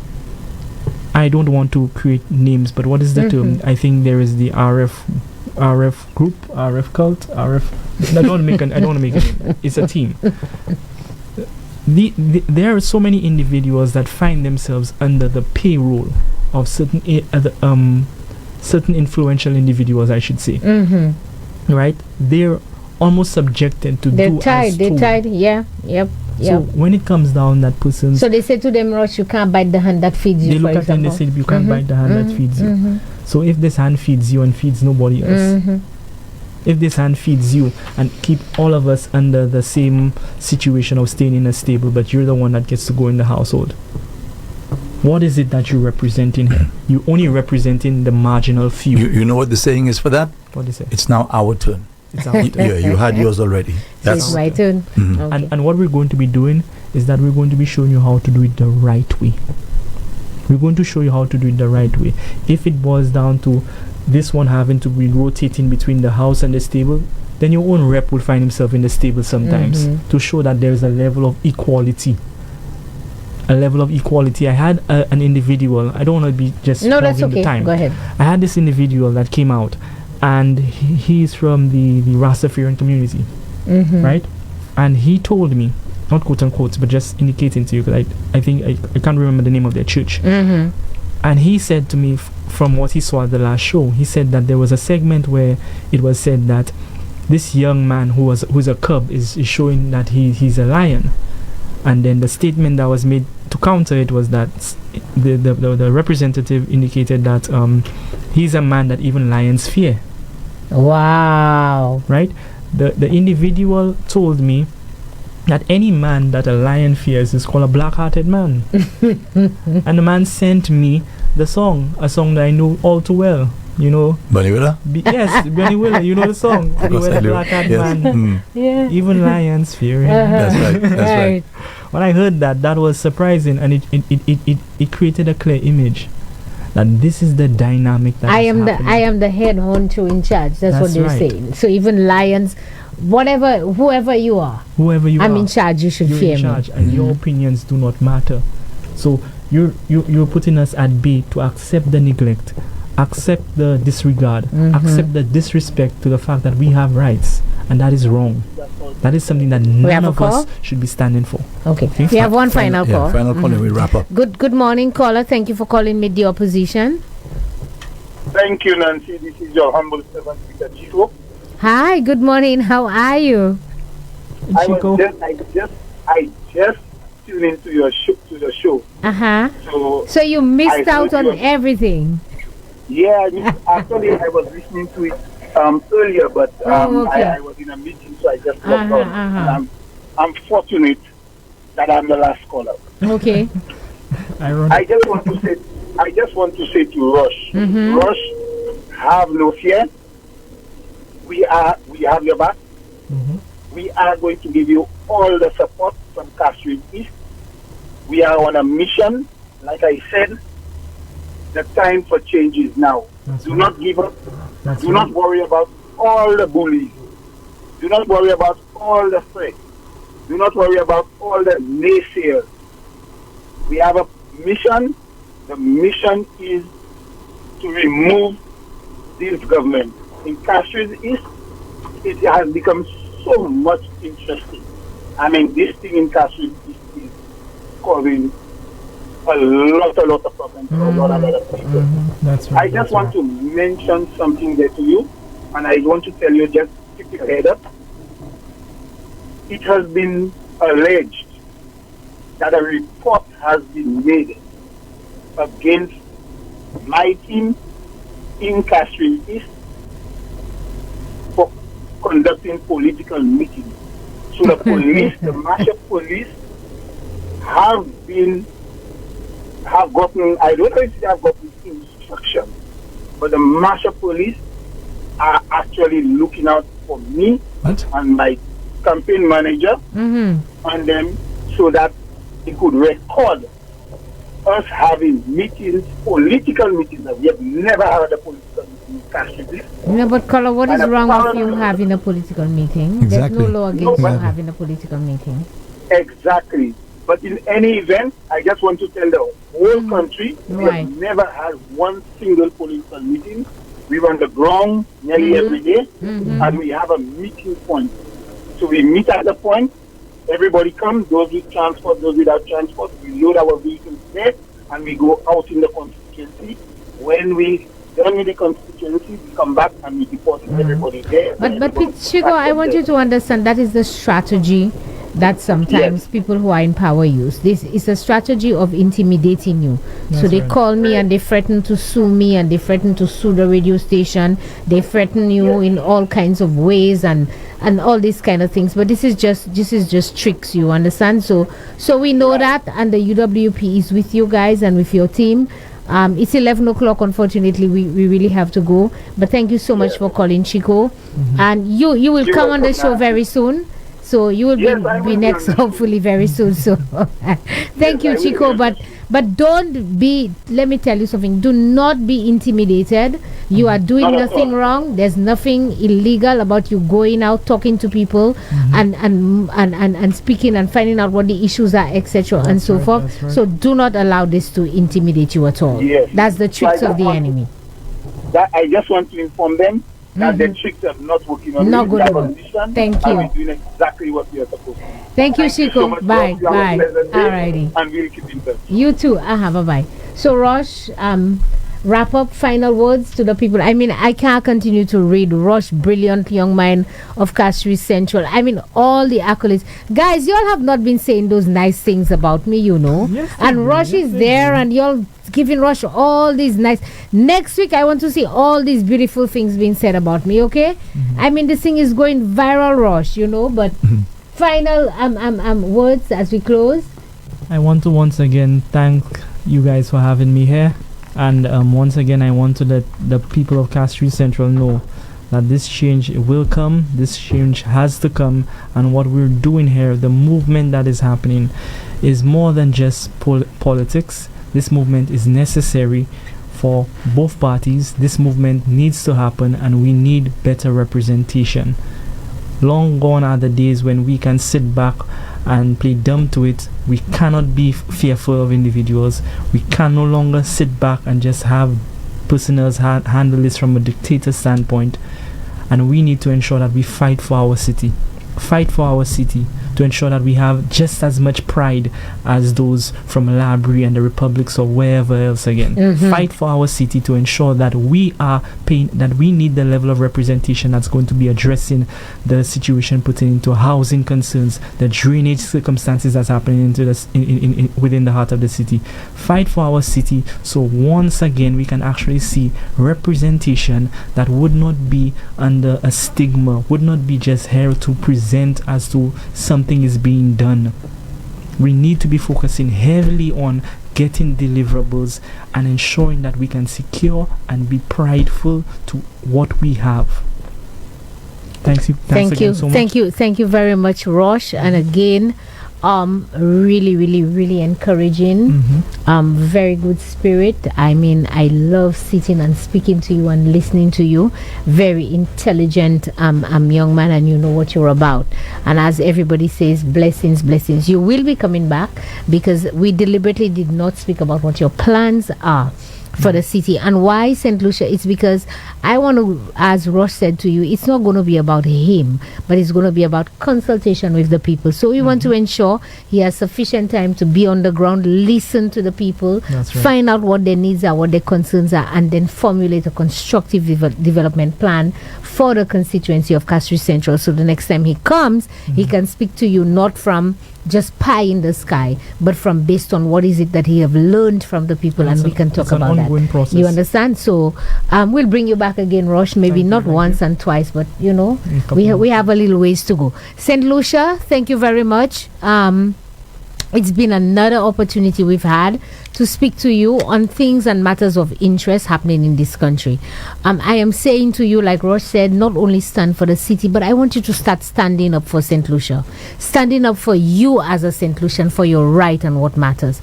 I can certainly say to you this issue that when I was told about this particular person who worked with this statutory corporation and was pulled up and told to bring down that post because they spoke about the road conditions in their community that damaging their vehicles, ça fait moi fâché. Ça fait moi fâché. Because ça ou ka di moi as a Saint-Lucien ou pas supposé parler about ça qui ka affecté un pays ça de pour ka travail by gouvernement. Ça pas ça jamais right. Everybody has a voice. And so this is the opportunity we are giving you. Stand up. Call me the opposition, call me on my phone, let me know what is happening in St. Lucia so I can bring it back out to them so they can take action. I am very, very grateful to Andre and the team here at RevUp SLU 97.1 FM. St. Lucia, like I said to you all in my opening statement, life, value it, live today as if you know there is no tomorrow. There's accidents happening on the road. Be careful, stay safe. I hope you have an enjoyable weekend. And like I encouraged you last week, find yourself in a house of worship. Adventist, Baptist, Catholic, whatever. Go somewhere where you can get something encouraging to lift you up so you can start off your week in a good and mindful spirit. This has been another edition of Meet the Opposition. Thank you very much and bye. Thank you, Nancy. Thank you, Rosh. You've been listening to and viewing on Facebook, Meet the Opposition, heard on RevUp St. Lucia every Thursday from 9 a.m. to 11 a.m. So join Nancy again next week, Thursday, same time, for another Meet the Opposition. This is where I end my stint here on RevUp St. Lucia for today.